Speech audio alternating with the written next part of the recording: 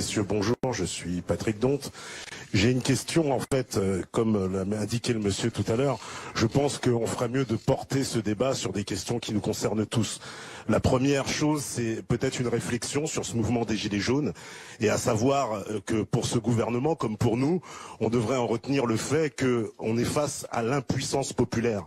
C'est-à-dire qu'on est obligé d'en arriver, vous voyez, à 2 mois ininterrompus, peut-être plus, encore de manifestations pour pouvoir se faire écouter. Ce qui signifie bien qu'il y a à la fois une crise de représentativité dans nos institutions, mais aussi ce que j'appellerais moi une crise de citoyenneté. C'est-à-dire que on voudrait vraiment passer d'un statut de citoyen à électeur, être un peu les acteurs de notre propre destin. Je pense que c'est un peu ça quand même le message de fond qu'on doit retenir des Gilets jaunes et que vous, gouvernement, vous devriez prendre en compte. On a très peu de temps, donc je n'aurai que 2 questions essentielles à vous poser. La première, puisqu'on parle de finances, on parle de lobby, et là je vais citer Bossuet, vous savez, Dieu se rit de ceux qui maudissent les effets dont ils chérissent les causes. Depuis tout à l'heure, j'entends des gens qui se parlent, on parle d'impôts, de faire de nouveaux impôts. Moi, vous voyez, je vais vous donner moins chaud, je suis contre toute forme de nouvelles taxes, contre toute forme de nouvel impôt. Bien au contraire, il faut aller au cœur de la machine nucléaire, c'est-à-dire aller vers la création monétaire. Vous, monsieur le Premier ministre, vous ne pouvez pas l'ignorer, le deuxième poste du budget de la France, c'est ce qu'on appelle le service de la dette. Un joli mot de 9 langues. Or, vous le savez bien, ce service de la dette, ce sont des intérêts qui ont été produits par des banques privées et pour lesquels l'ensemble d'entre nous ici, sans exception, paye. Donc si un jour on veut récupérer notre souveraineté, c'est-à-dire que, puisque souveraineté, moi je ne sépare jamais la souveraineté de la démocratie, parce que démocratie, si c'est le pouvoir du peuple, pour que le peuple puisse avoir son pouvoir, il faut qu'il ait la souveraineté. Sans souveraineté, il n'y a pas de démocratie.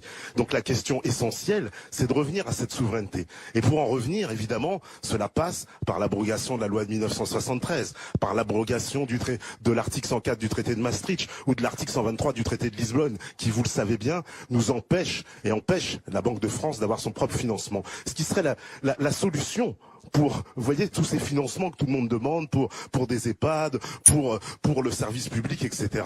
Et ma deuxième question, c'est puisque vous, monsieur le Premier ministre, comme votre gouvernement et vos prédécesseurs, vous assénez sans cesse les valeurs de la République. Et donc, les valeurs de la République, ce doit être aussi de reconnaître la volonté du peuple français. Or, ce peuple, il me semble, en 2005, s'est exprimé sur un référendum sur l'Union européenne.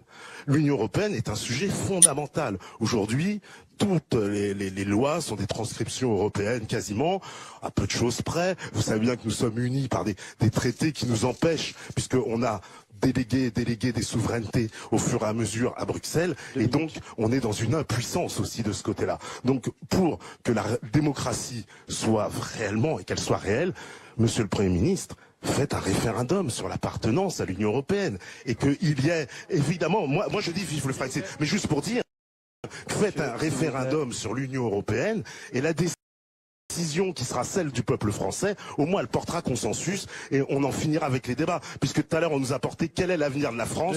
Moi je pense que l'avenir de la France, c'est de revenir à sa souveraineté, de redevenir